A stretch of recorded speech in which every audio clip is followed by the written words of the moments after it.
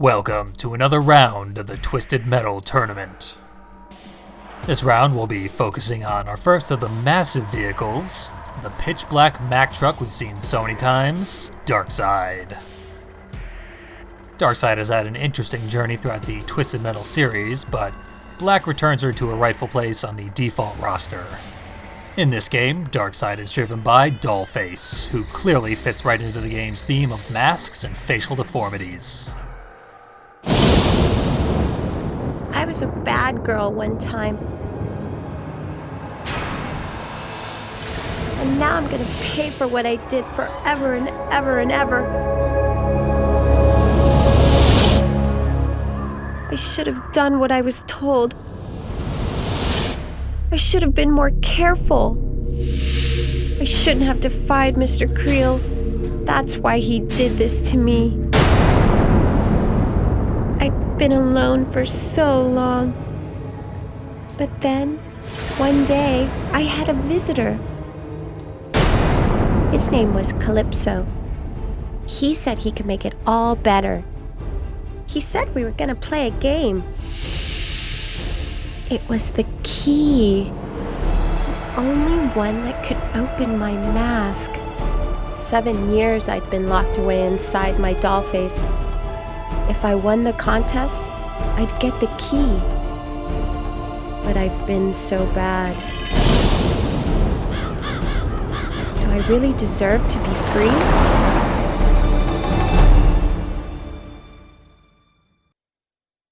I can't possibly imagine she's been much worse than some of the other people Calypso has helped. But I didn't see her asking for revenge, so she's more than likely to be killed by her wish than set free. That is, if she survives this level in order to claim her wish. Kind of a lofty order, as this level takes the concept of the highway loop to its logical extreme. Demonstrating for us will be Axel, who, after we fire a missile at him, kindly drives himself right off of a cliff to his death. We'll see a little later on what he was trying to do there, but for now we'll chalk it up to precarious icy cliffs. And we'll collect the environmental attack, which is going to be our main source of damage. The lightning cloud covering this third of the level can be used to attack any number of enemies who are standing beneath it, which is often very many enemies. It does relatively little damage, but it hits so many enemies at once, it racks up quickly. There's 3 environmental pickups in this level. You usually want to grab them anytime they're available. I'm kind of low on health, and there's this little safe platform here. Although clearly not safe enough for me. And there's no ice physics or anything to speak of in this level, so I can't blame it on that. It's just awkward geometry on the edges of the map, and really precise controls that if you make even the slightest mistake on, you pay dearly for. So I've got quite a deficit to make up for. Junkyard Dog's in a temptingly precarious position.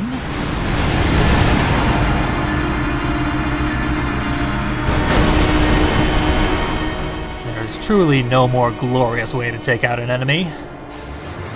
Nonetheless, has done very little to even my odds against the overall horde. I can barely take a step without getting hit with a dozen specials. Yellow Jacket has the right idea using invincibility there. But I need to arm up. Plan my next move wisely. So I got a lot of ground to cover here.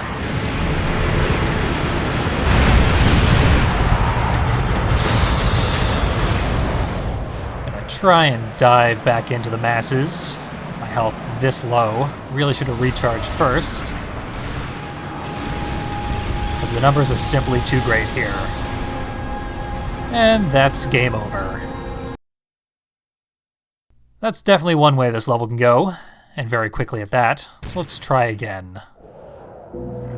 Now that we know there's so little margin of error, I'm gonna try to stick to the main roads, divide enemies as best I can, and not intentionally drive off of a cliff.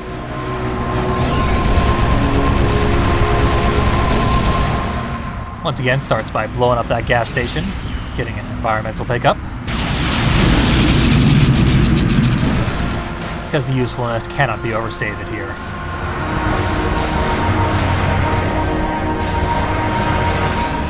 Now, if we watch all the arrows, everyone is diving off of this cliff here. Yellow Jacket, in his zeal to join the others, just drove right off the edge. Did not slow down in time.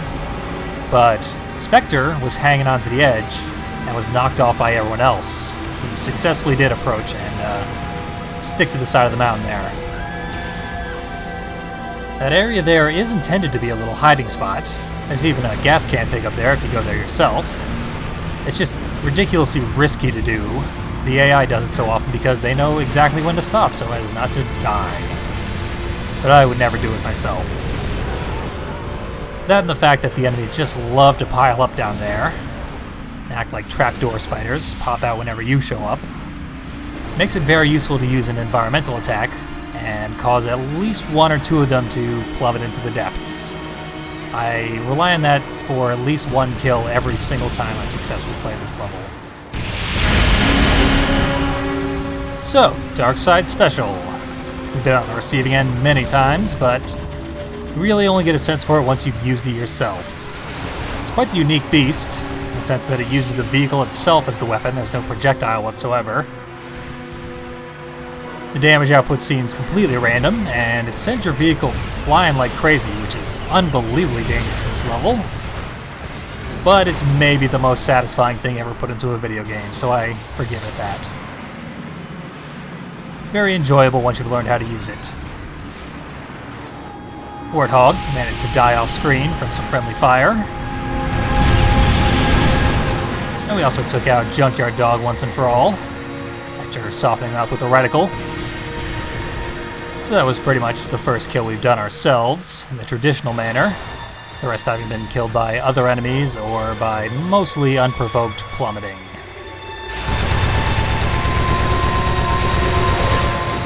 Doing pretty good numbers-wise. Only 3 enemies remain, and they're pretty low on health. Just gotta be a little bit careful. We should make it through just fine.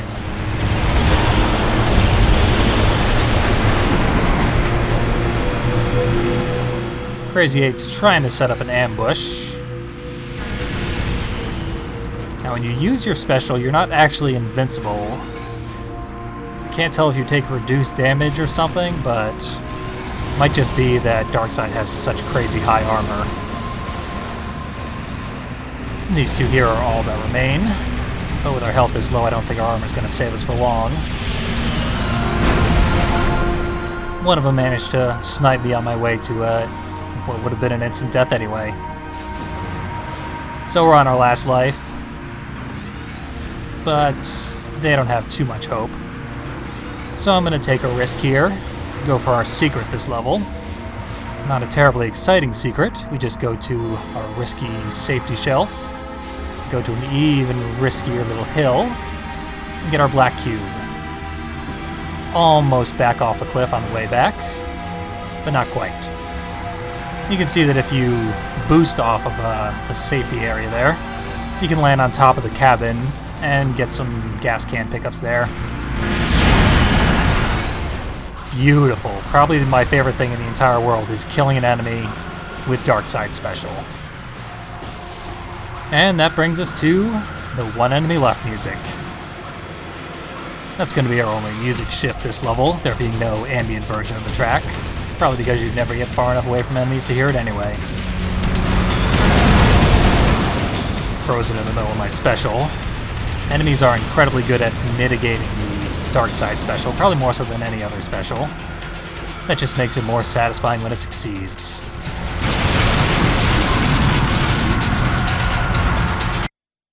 And that takes care of our final enemy with a Thor-like death from above, followed up by us parking a truck on top of him. Quite profoundly different from how our original run of this level went. That disparity between how poorly it can go and how well it can go is one of the reasons it's among my favorite levels in this game. And now that it's behind us, we can learn a little bit more about our deceptively innocent-looking driver, Dollface.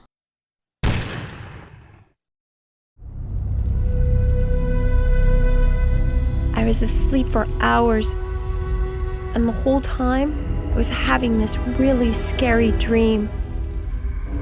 I dreamed about my boss, Mr. Creel, working on those creepy masks he used to make. It was my first real job after college. I didn't want to screw it up.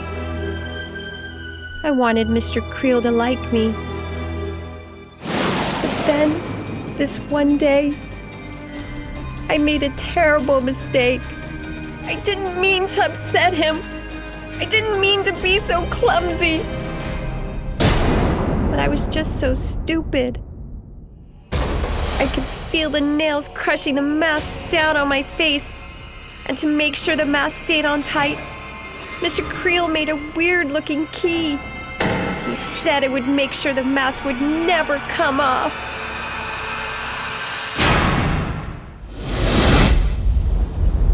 Now that I think about it, maybe it wasn't all my fault.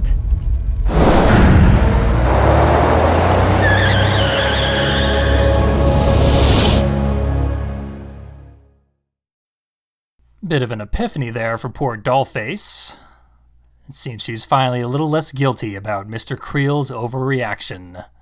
Creel, by the way, is the name of a villain from an old single-track game called Warhawk. And clearly the Creel of this game is quite the villain himself. Also very unscrupulous about who he serves at his mask shop, as he is clearly seen making Sweet Tooth's mask.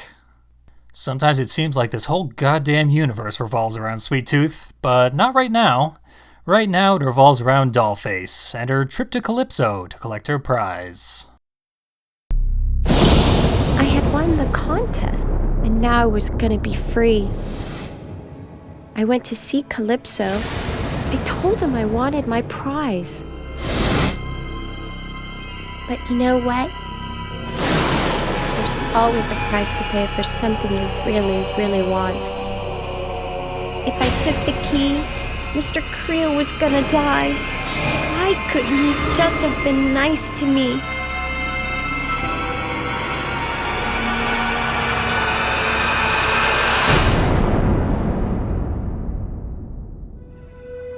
It's funny, now that I had the key, I didn't want it anymore.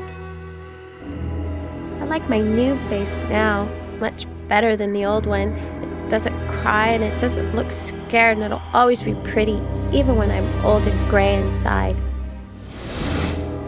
There's a whole lot of people in the world just like Mr. Creel.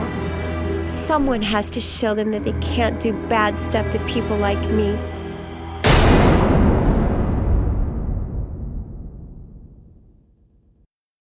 Ah, interesting. Even though she didn't wish for revenge, Calypso insisted that she take it anyway. And that granted her freedom not from the mask, but from the guilt she'd been racked with for years. And this also gave her a renewed purpose in life, to track down and punish all the bad men of the world. Quite a satisfying ending, I think, and it makes Dollface one of the game's stronger characters. I'm quite glad that they made her a staple of the series from this point on. She's even one of only 3 playable characters in the Twisted Metal PS3 game. It's almost a shame that we're going to have to return to hunting and killing her next time.